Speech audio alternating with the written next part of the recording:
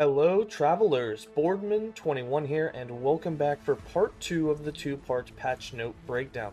In this one we're going to cover the Sentinel skills and then move on down all the way to the end of the patch notes, and the Sentinel skills will be the biggest chunk of this. There is so much changing. The Sentinel will not feel the same at all. So much is coming, so many mechanical changes, skill changes, just everything about it, and most of it is just awesome. You are going to love a lot of these changes that we go through today. So let's go ahead and get started. So for the Sentinel skills, the unlock order. Rive is now unlocked at character level 5 instead of 6. Shield Bash is now unlocked at 7 instead of 8. Shield Throw is unlocked at 5 points in the Forge Guard from 15 points in the Sentinel, which makes it a little later. Multi-Strike will now be instead at 15 points in the Sentinel, so you'll get that a little bit earlier. You'll be able to level up with it. Ring of Shields is now unlocked at 30 points in the Forge Guard instead of at 5 points, which makes it much later in the game when you get it. And Smelter's Wrath is now unlocked at 40 points in the Forge Guard instead of 30 points, which, no big deal there, right? Void Spell Scaling. Until 8.3, the Void Knight's Void spells gained increased damage from Attunement and had the same base damage to added damage scaling ratio as other spells. This often resulted in them having better synergy with Paladins and Forge Guards that used other attunement scaling skills than did the Void Knight, and made their damage very dependent on the large amount of adaptive spell damage granted by caster weapons such as scepters and staves. This combined meant that they couldn't really be balanced to be good options for melee Void Knights. As a result, their base damage has been doubled, and their increased damage from Attunement has been swapped for added spell void damage from Vitality. Ooh, that's a big change, which means you can now stack health and get added void damage to your spells. Yeah, Void Knight's going to be one hell of a caster this patch. Heavy melee attacks. Traditionally incorporating a heavy melee attack such as Forge Strike or Judgment into a melee build that also uses a light generator melee attack such as Vengeance or Rive has felt unrewarding, especially since those skills could already hit harder than your mana spenders. The heavy melee attacks didn't deal enough damage or have clear enough windows to be used in. We're changing them across the board to be cooldown gated by default rather than mana gated and deal much more damage. We hope that this will help them slot more neatly into melee Sentinel builds. However, all their trees have received moderate changes and include options for removing their cooldown and swapping them back to being mana gated instead if you prefer that playstyle or it makes more sense for your build. So they're not taking away the previous options that we had, they're just giving us more. Really like this. Removed skills. They have removed the Abyssal Stance, Juggernaut Stance, and Ravaging Aura as active skills. We all knew those were going away anyways. We felt that these weren't interesting enough as 3 active skills, and it would be very difficult to create 3 compelling and unique skill trees for them.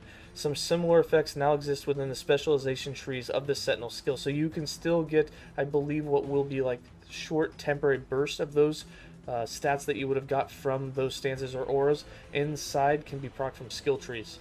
So you can build into them a little bit, but they won't be just something you throw on the skill bar and have active at all times. Void Rift, procced by Erasing Strike, Devouring Orb, and various nodes and items. Okay. Gains +2 spell void damage per point of vitality when procced from a stat rather than another ability, e.g. from a chance to cast Void Rift on kill idol. Ooh. Deals 100% more base damage, applies to Void Rifts from all sources, including Devouring Orb and Erasing Strike. It sounds like Void Rifts have finally come to play. And I tell you what, I can't wait to see it, because if Void Rifts are anything like they were before, but just now more damaging, they're going to be a lot of fun, because they can chain, they can do big AoEs. It's going to be sweet to see what we can do with those bad boys. Forged Weapons, procced by Forge Strike and various nodes and other skill trees. You are now limited to 6 forged weapons at once. Forged weapons last 20 seconds, when they used to last 10, or actually 15 in game, but were stated to last 10. Forged weapons have 47% more base health. Don't ask me where they come up with these numbers.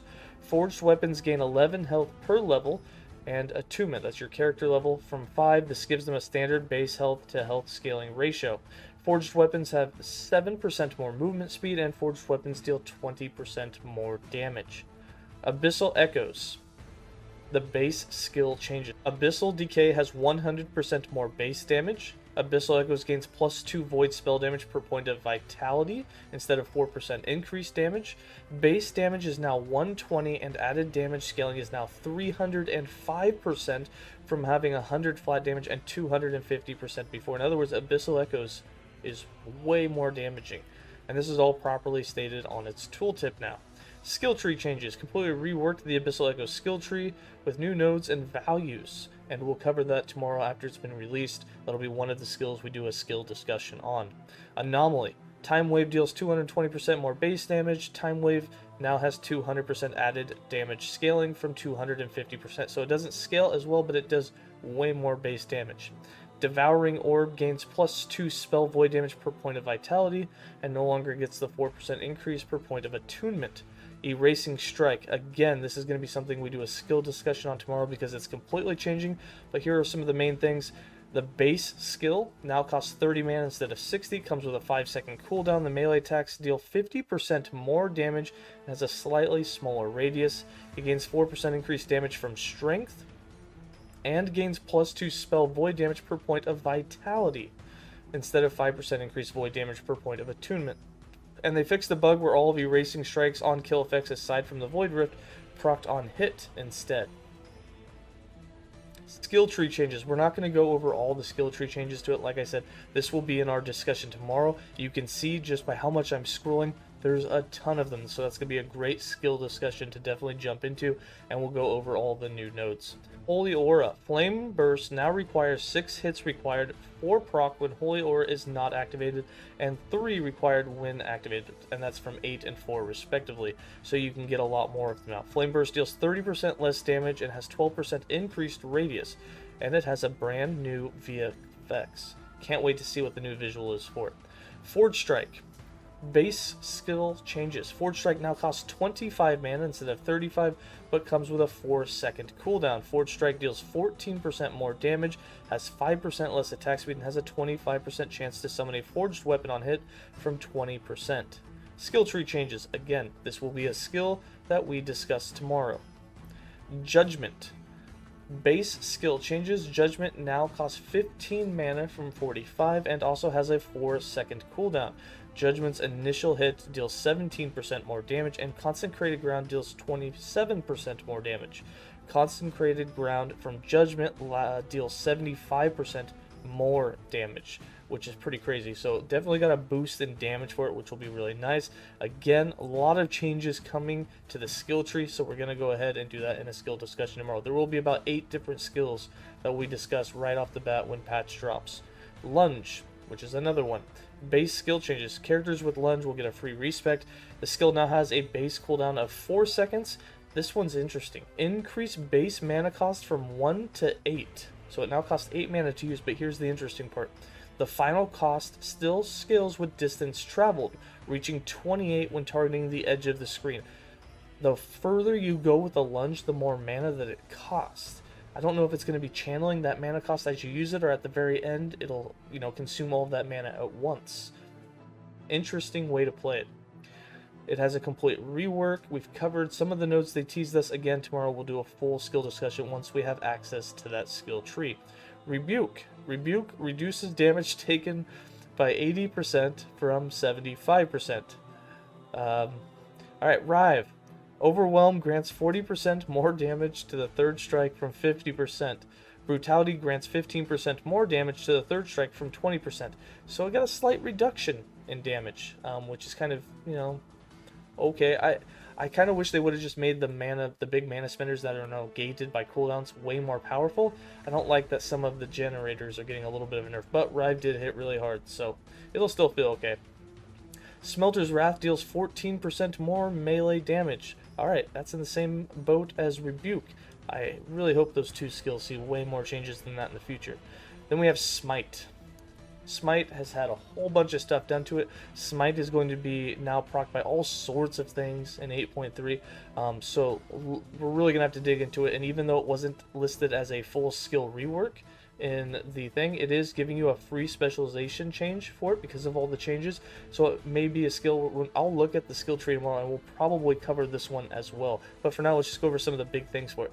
Grace increases the healing by 40% from 25. Increases Smite's base amount healed to 60 from 20. It has triple the healing. They added a new node that grants Electrify chance. Electrify is the new element that deals lightning damage over time. So not only can you get hits with your Javelin Spear and apply Electrify, if it's a throwing attack and you have the idols to proc Smite on throwing attacks, you now can have Smite come down and also stack Electrify. So looking like we can get a lot of stacks of that going. Order of Lagan now converts Ignite Chance to Electrify Chance from Shock Chance and requires 2 points in this new node from 2 points in Blinding Flash. They've swapped the names of Attunement and Conviction. And then as we go down, we got a couple more here. Righteous Fury grants 4 melee fire damage from 3, a little bit more of a damage boost. Righteous Flurry grants 5% increase in attack and cast speed from 10 and can only have 4 points. So a big loss of attack and cast speed that you can get from Smite. That's a really big nerf to boosting your other skills. Conflagration grants 20% more hit damage against ignited enemies from 7. Holy Wave grants 35% increased area from 25%. As we go down, in Epic Center grants 20% increased fissure area from 10%, but can have 3 points allocated from 5. I don't know if anything's changed with the fissures. It'll be interesting to see if somebody actually uses these in the new patch. Warpath getting a complete change. We'll cover that tomorrow. Vengeance. Bolster grants 3% less damage taken from 6, but now also grants 10% increased armor. Which is cool about this is what this means is you don't necessarily take less damage just because you use Vengeance, but if you're already stacking armor or you're not capped on it and now you're capped, you can get actually more than that 3% damage, less taken by that increase in armor. So kind of a cool switch trade-off that they had there. Combo Riposte grants 15% Iron Blade chance from 10%. Executioner grants 10% more damage to damaged enemies from 15% and can only have 5 points allocated from 6. Vengeful Fighter can only have 5 points allocated from 6. And as we go down here, we can see some Disintegrate going on, which is really cool because, as you know, Disintegrate will now have some chance to apply ailments based on your chance, which would have been on hit at a lesser effectiveness, which is pretty cool. So, mechanics. A lot of big mechanics changing for a lot of things. First, unique and set items can no longer be obtained from the gambler. That's huge. We feel that the target farming unique and set items is more healthy for the game, so we've made that easier to do instead. And back in the Monolith in the part 1, we talked about this, how every echo or every timeline will now have a specific type of gear that you're going for. The active abilities can now interrupt the last part of an ability animation, which you can normally only interrupt with movement. Shift already behaved like this, but now the following skills do too. Black Hole, Charge from Werebear form, Decoy, Fury Leap, Lunge, Reap, Rebuke, Shield Bash, Shield Rush, Smoke Bomb, Snap, Freeze, Surge, Teleport, Transplant, Volatile Reversal, and Warcry. Channeled abilities can now be interrupted by other abilities without having to let go of the channeled ability key. For example, you can use Lunge while channeling Warpath. It will now stop Warpath, it'll use Lunge, and if you're still holding down the Warpath key, you'll instantly be back into Warpathing when Lunge is done. That's really cool. I believe you can do this with any sort of ability. So if you're channeling Warpath, you can also just hit the Erasing Strike. You'll instantly stop Warpathing, use the Erasing Strike, and if you leave your key on the Warpath, you'll be right back into it, which means that if you need like a mana generator, say that Warpath costs mana and it keeps going down, you can now more smoothly have it to where you can generate some mana back by using Rive or Vengeance or some sort of mana generator while you're Warpathing. Now, you won't Warpath at the exact same time, but it will more smoothly be able to use it without having to let go of your Warpath, stop Warpathing, then use it, and then have to go back and push Warpath. It's going to be much, much quicker, much smoother transition, and I can't wait to play around with it. I think it's going to feel really good. If an ability use is interrupted by a stun during the anticipation before the ability is created, the caster may now start using an ability as soon as the stun is finished, rather than having to wait until the interrupted ability would have ended. That's big quality of life, going to feel much better. Increased duration of stuns received is now an additive with the attacker's increased stun duration instead of multiplicative. Time Rot now has 45 base damage from 35 and can stack up to 12 times. It wasn't able to stack before. Increased stun duration by 5% from increasing it by a flat 0.15. No longer reduces attack and cast speed. Now, this may seem like it's going to be really powerful, but to be honest, at 45 base damage and at 12 stacks, you're almost at about the same base damage at max stacks as Doom. It's about comparable. So it is a big boost. Time Rod didn't do much damage before. It is now definitely going to do some damage, but it's not like super powerful if you catch my drift, but it will be a nice ailment to have. Future Strike. This is a big nerf to Future Strike. Now counts as damage over time, not a hit, but still deals all of its damage at the end of its duration. It can no longer crit. Deals 60 void damage from 50. Ignite now deals 6% more damage. Overall for Future Strike though, that means it's no longer going to get the tag that you apply it with, and that since it doesn't count as a hit, it can't proc anything else. Big nerf to Future Strikes. Minion changes. Minion power. Minions now gain 0.6% minion power per character level, starting from level 26, from 0.5% per level starting at 21. At level 100, total minion power is now 45% from 40. This results in 4% more damage dealt and 8% less damage taken by level 100. Again, this is the second patch in a row that they've tweaked this just a little bit. They are even more powerful at level 100 while being slightly weaker in the early game. At level 50, total minion power is still 15%, so minions are slightly weaker from 21 to 49 and stronger after level 50. Other changes. Bees now gain 4% increased damage per point of attunement. Interesting. Maybe we'll have some bee builds. Passives. The Beastmaster. Aspect of the Shark grants 75% increased melee damage from 50, but you are only allowed to stack it up to 10 times now. No more unlimited stacks. That means our Berserker has lost his Berserk. It's unfortunate. 10 stacks is still a lot though. It's still going to feel really good. But man, was it fun to get like 30, 40, 50 stacks. But could see this one coming from a mile away. It was really powerful. Blade Dancer. All In now reduces all non-crit damage rather than just non-crit hit damage, and they fixed the bug where All In appeared to give more crit multi in the character sheet than was stated on the node. Marksman. Focus Fire reduces dodge rating by 4% on hit from 3. Prolonged Demise grants 7% increased damage over time while wielding a bow from 6% and can have 10 points allocated from 7. Bit of a damage over time boost. Concentration grants 15% increased damage. Meditation grants 25 dodge rating instead of 15. Reflection grants 2% increased movement speed from 1, but can only have 5 points allocated instead of 8. Elemental Arrows got a buff. Fire and Steel causes elemental arrow consumption to grant 25% increased elemental damage from 25. So overall, the elemental arrows get a nice juicy buff, maybe to hopefully to get a few more people to play around with them. The Necromancer. Tyrant's Legion changes. Now grants a maximum of +1 skeleton instead of granting +1 skeleton per point. So you used to be able to get 2, you can only get 1 now. No longer increases skeleton damage or reduces skeleton health. Now also grants skeleton 4% physical and poison penetration per point and can have 5 points allocated instead of 2. So you can get 20% physical and poison penetration for your skeletons. The Sentinel. All Sentinels get a free respec for all passives. Blade Master grants 5% attack and cast speed from 6, and this bonus is no longer doubled while dual wielding a sword and an axe. That's a sad day right there. So that was one of the benefits of taking it before. If you were dual wielding, now it's not as powerful. You literally here, instead of getting 60% attack speed, you now cap out at 25%. That's a big loss of attack speed. Replaced Iron Mastery with Locomotion, +7 health and 7% increased cooldown recovery speed for movement abilities, max of 5 points. So this is one way that you'll bring that cooldown of Lunge back down into its normal level. Attunement has been moved out of the Void Knight, and Vitality has been moved out of the Paladin.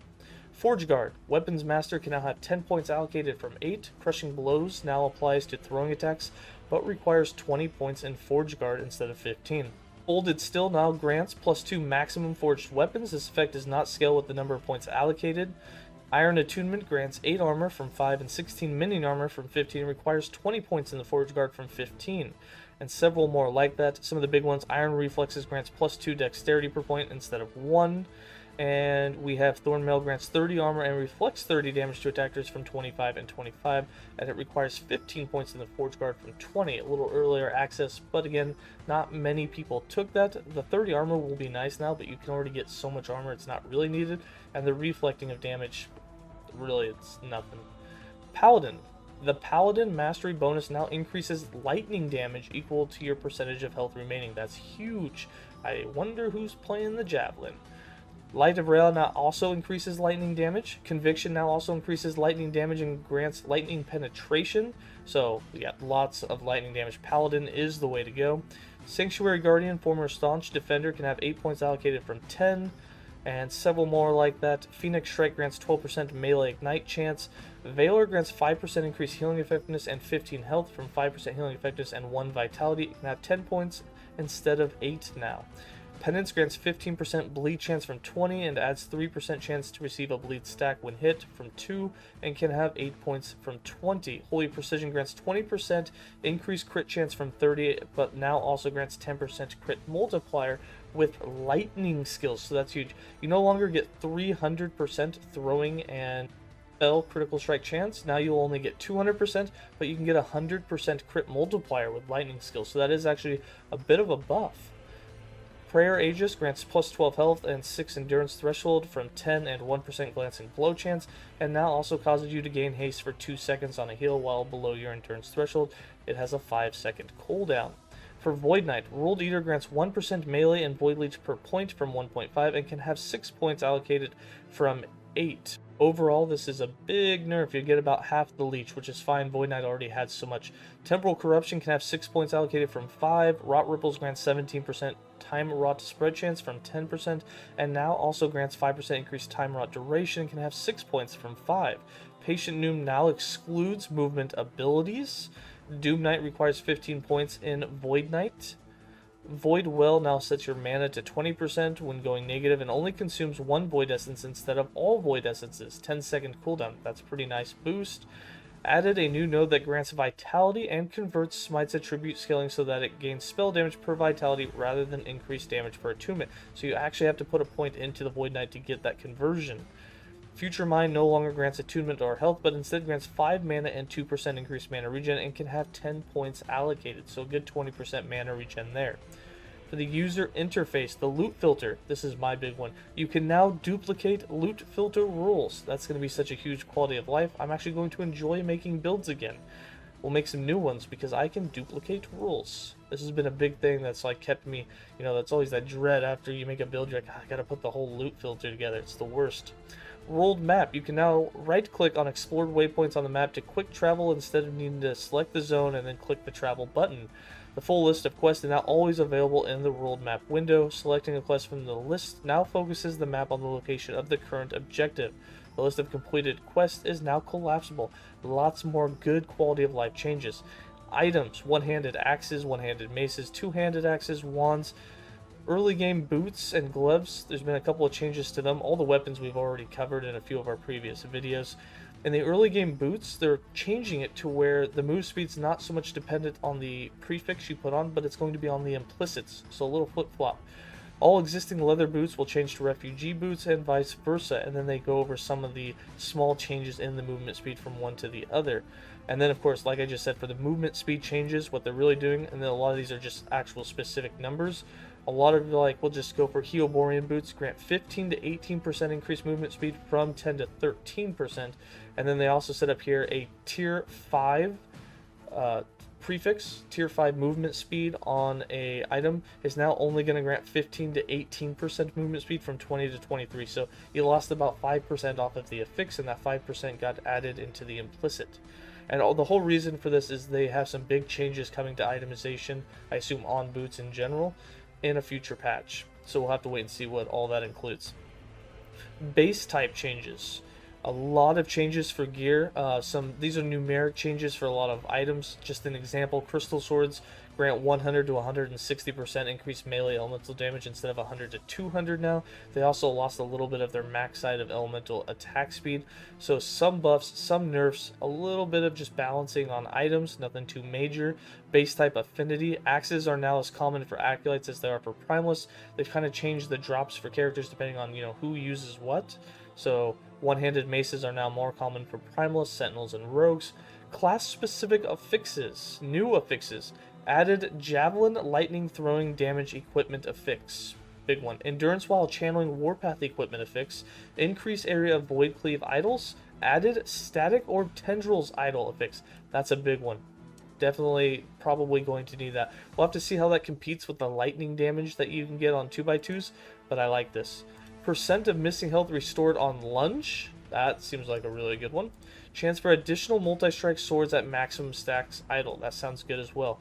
Removed affixes. Remove the chance to use Manifest Strike on a melee hit idle. Mana related affixes now require you to hit with the skill to gain mana. Now grants 1 less mana at each tier, no longer proc from echo uses. Sad day. That means the Smite on Helm that you were able to get, where you would get mana back on Smite use, that was proccing from like hammers, proccing Smite. Oh, it's bye-bye. Want to avoid potions feeling like something you need to press at regular intervals to keep a buff up. Whoa, they're getting rid of Flask completely. Added a new hybrid belt prefix that grants freeze rate and cast freezing concoction on potion use. Added a new hybrid belt prefix that grants ward on potion use and cleanses all negative ailments on potion use. That could be very interesting with the Steps of the Living, last Steps of the Living boots, where you get chill put on you. Increased chance to find potions, can no longer roll on helmets or relics, but its values are around 8% higher. Ooh, and some more buffs for potions. Health leech affixes. The health leech on hit, idle affixes, and the hybrid health leech on equipment fixes are being removed.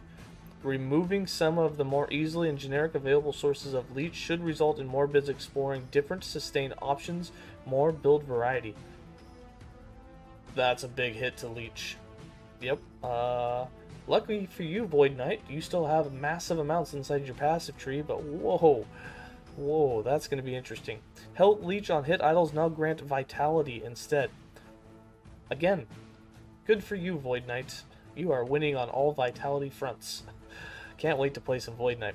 The hybrid health leech affix has been replaced with a new increased leech rate affix. This affix is rarer than the old hybrid affix and only rolls on gloves.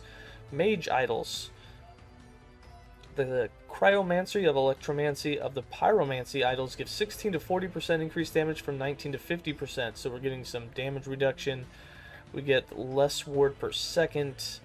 We get increased frostbite duration. We get more static charges. We get more ward on flame ward use, and just some other changes to a lot of the idols. Not going to go over all of these. There is a lot of them that are changing. Nothing super major, just little minor changes here and there.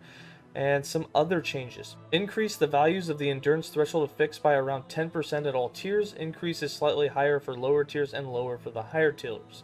The endurance threshold affix can no longer roll on shields. The increased minion health affix is slightly rarer and can no longer roll on boots. Rename the mana gained on Smite use affix to mana gained when you directly use Smite, so that you'll really get the point. It no longer works with proc cast of Smite. Damage reflected to attacker has increased values at higher tiers. Tier 5 is now 46 to 75 from 26 to 50, and Tier 7 is now 131 to 200 from 86 to 110. They're really trying to boost this damage reflected thing, and it's really weird because 200 damage is nothing still. Percent damage reflected has had its values increased by around 25% at all tiers. Tier 5 is now 18 to 25% from 14 to 20%. And percent of damage reflected, I am assuming that's referring to the minion damage reflecting ones that you can get on the 𝐂𝐲𝐳. I don't know if those are the mage ones. Either way, I hope that they have boosted that, since you get less minions overall now. New items. We are under the uniques. We have 33 new unique items, added 2 new 2-piece sets. The Dragon Flame Edict grants 100 to 200% minion ignite chance from 100 to 150, grants 100 to 200% increased minion fire damage from 100 to 150, and the Dragon Flame Nova deals 100% more damage. Reign of Winter, this is a big one. Icicle proc chance range reduced from 25 to 30 to 23 to 28. Icicle now has a 200 freeze rate, previously it didn't have any. This is huge. Not only did Icicle survive the patch, they did a slight nerf to the chance of proccing an Icicle, but we do so many hits, that's not very much. It now has a 200 freeze rate, which means we'll now be freezing mobs as well. That's really, really big.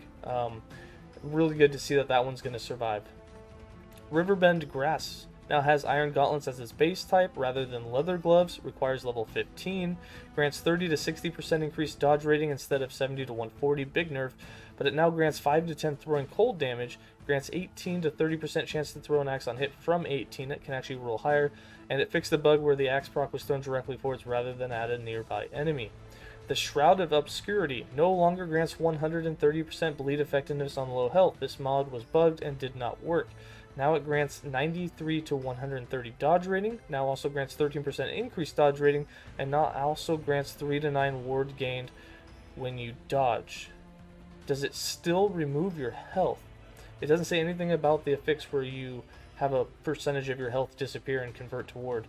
So curious if that's still on there. Smoke Weaver grants 25 to 30% increased cooldown recovery speed per shift. That's a reduction. Grants 40 to 50 melee physical damage from 35. So more melee damage, less cooldown. Stymed Fate based type changes result in additional 5% increased movement speed thanks to the movement speed changes. Now grants 14 to 20% movement speed skill cooldown recovery speed from 15 to 25. Now grants 14 to 22 chance to gain haste on hit. Basically just a reduction of everything that it had, except for the damage over time can roll higher by 3%. Very minimal changes. Movement speed changes, we already went over these. Other changes, these are just little numeric changes to a lot of the weapons. Nothing that's going to be like game-breakingly different. Feel free, I'm going to link this in the description below. Feel free to read through all these. I'm not going to read them all right now. It would take forever. And after this, we have some enemies, new enemies. They've added the new Festering Cultist enemies to Chapter 3. Added new enemies to Chapter 5, such as the Immortal Chimera. Ooh, so we are going to get to see that a little earlier. Magic enemies. Values listed are relative to normal enemies as the same enemy type. Now 100% more likely to drop enemies from 70. Now deal 50% more damage from 40. Now have 65% more health from 30. Now have 20% increased size from 15. So magic enemies are getting a bit of a boost. Frostworm no longer spawns in the arena. Whew, thank goodness. No longer spawns as a mini-boss. It now only spawns as a boss in the Blood, Frost, and Death timeline. Now considered a regular boss instead of an upgraded mini-boss. This means as a boss, it deals less damage, less health, and has less movement speed. Cool. Spymaster 𝐷𝐤 now has a limited churn rate rather than churning instantly. Takes 25% less damage over time. Wide melee slash has a 2.5 second cooldown from 3 seconds, so he'll use it a little more often. Emerging enemies. The following emerging enemies now have their floating health bars hidden until they have emerged. So these are all the ones that hide and like come out of the ground or shoot from the sky or whatever it be. Animated Bones, Flame Griffins, Infernal Husk, Osprix Warrior, Osprix Vanguards, Osprix Light Mages, Osprix Raiders, Pontifex Aurus, Shade of Orbis, Void Fused Earth, Void Leeches, Void Fire Maggots, Winged Fires, and Mini-Boss Winged Fires, Covenant of. Void Fused Earth enemies now have damage and collision disabled until they start emerging, which means no more lunging at nothing just to have them appear. Other changes. Slightly reduce the area level of all campaign zones from the Temple of Herod and beyond to better match expected character levels. Breakables are 10% less likely to drop items. That's going to piss off the lazy peon. He likes to smash that crap. The of blade suffix now scales from 40 to 50% increased damage for magic enemies based on level. Some other real things, nothing that really changes the game too much. Visuals, we know all about the Primalist models, we've been over it. Sound and music, lots of new sound, lots of new music. Can't wait to hear it. Controller support, we did a whole thing on that. Optimization, here we go. Here's some good stuff. The frame rate limit option is now enabled by default for new and existing players. The default value is 60 FPS. You can still disable that though. The background frame limit option for when the game is unfocused is now enabled by default for new and existing players. Its value has been set to 30 frames per second. And then they fixed some bugs, improved some visuals, and then there's a whole list of bug fixes which we're not going to go through all of them because there is a ton. I will just scroll really quick, but that's going to be it for this video. There's really nothing else for us to really go over. Overall, massive amounts of changes. What do you guys think was the biggest change, or what do you think will impact you the most in last Epoch? Let me know in the comments below. We'll discuss it. And as always, stay safe, travelers, and big hype for tomorrow's patch release. Stay tuned. We do have a top 5 video for builds that I expect will still be at the top and make it into patch 8.3. The Bow Mage is one. And as always, stay safe and have a good night.